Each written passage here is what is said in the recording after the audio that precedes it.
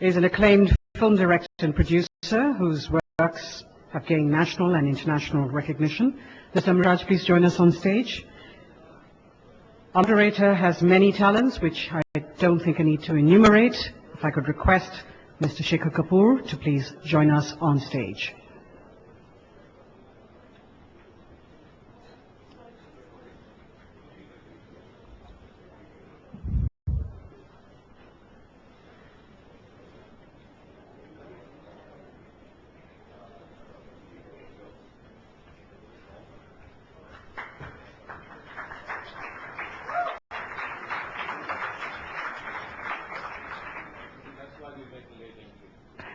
It's on. It's on.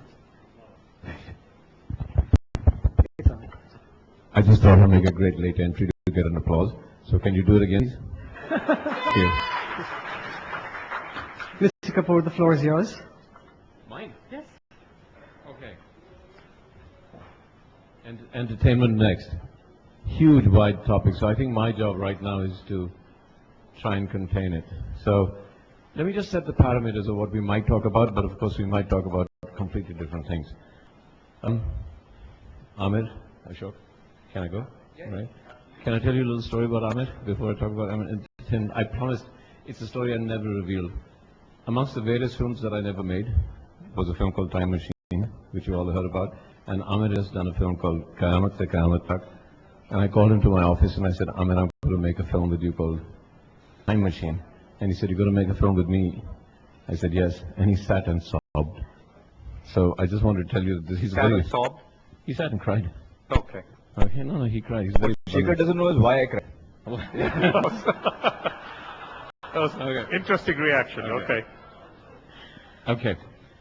Entertainment next, very wide topic. Let's go one by one. I think in the audience mind one of the big things will be Bollywood next. I mean, entertainment next. I always get asked the question, what is Bollywood next? So let's first say, where is Indian cinema? Where will it go? Where will it be? Is this hype that we are creating, is it a true hype or is it a false hype? I'll open that question up. And if it is, if it's true and we are going and we are heading towards being part of an international, internationally be effective and influential, then how do we do it? Are we going to do it? Okay. After that, let's touch on topics on, will cinema survive? Will TV survive in the way it does? See, remember that for 40 years, the technology of delivery systems haven't really changed. There's been cinema, and it's better, it's more technological. But for 40 or 50 years, that's how it's been. For 40 or 50 years, that's how TV has been. Effectively, there's a box and you deliver in whichever way you deliver the content in the box.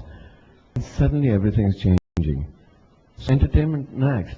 Suddenly we have such technology and such great delivery systems. You've got the cell phone in which people are saying, now you can get your entertainment through the cell phone. We've got effectively what technology is doing is taking away the gatekeepers. So that if a kid in Dharavi, which is the largest slum in Asia, if a kid is bright enough, we can give that child the technology to achieve and to relate to billions of people all worldwide. He can do it through YouTube. There are YouTube things that are getting hits of almost 10 million at this moment.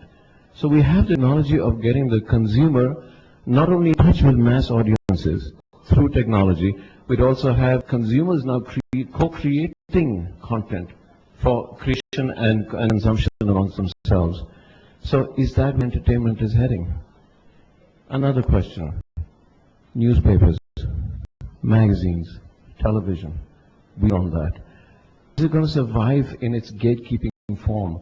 When you buy $300 million licenses, effectively you're paying a lot of money to buy a license to become a gatekeeper. Effectively, that's what technology is hitting out at. So I have a blog that 300,000 to 400,000 people come to, but there are blogs that millions and millions of people come to. I can start a TV on my blog. Why do I need to go through a gatekeeper? I can do podcasts. Are we heading to a future where somebody can pick up, where's my cell phone? I switched it off. So I was talking to somebody and said, what do you want to do? They said, what we want to do is get up in the morning at 8 in the morning, turn on my cell phone and say, Hey, I'm Shekhar. I'm broadcasting at 8:30, and all the world, if I'm good enough, will be able to hear it. So where do TV stations stand? Where does content that is created for a gatekeeping system stand? Are we now heading into a world where we're giving so much choice to consumers that they will create channels amongst themselves? So is entertainment next a much more democratic relationship between the consumers who select their content providers? And is that's where we're heading, and how will that world work? Am I, Shekhar Kapur, about to become a dinosaur? Will the 2-hour, 2.5-hour story survive? Will interactivity lead to a point where the audience is saying, tell us your story in 10 minutes? In Asia, especially where people don't like to sit at home, they like to go out a lot. And keep saying, you see, we keep talking about, every time we talk about entertainment, we say home delivery system. Yeah, maybe it'll be DVD, maybe it won't be theater. Maybe if it's nothing like that, maybe it's interactive. Especially in Asia where people don't have large enough homes. You know that we have homes, small homes with 7 or 8 people with servants and families live. Everybody wants to go out. How do you do a home theater system when people go out? So is the cell phone going to be the greatest is it going to be the greatest delivery system that people will consume from? And what form will be that content? Are we creating enough of that content? We're investing billions and billions of dollars in delivery systems, hoping that somehow the content Saas Bhi Kabhi Bahu Thi will somehow be redone and recut and go into your cell phone. I don't know how it'll happen. The culture of technology and the culture of content must move together, in my view. Let's discuss that. Are the technology companies, is Cisco, which is actually creating, it's the largest pipeline, it's the plumber of the technology all over the world, it's giving you the ability to, are they going to be forced to become content providers? Steve Jobs started off by selling the iPod and has now become a music company, he's soon become a film company, he's become a content company. So, how do we define entertainment now? Is entertainment co-creation between myself and my audiences in a very much more particular form? So I'm throwing out a lot of questions later for the audiences to ask, but I think my 10 minutes are over. So I'm going to hand it. So why don't we start with the first question? Aamir, tell us about Bollywood. Tell me about your aspirations about Bollywood, and tell me, because there's this big hype. Everywhere I go, India is a hype and Bollywood is a hype.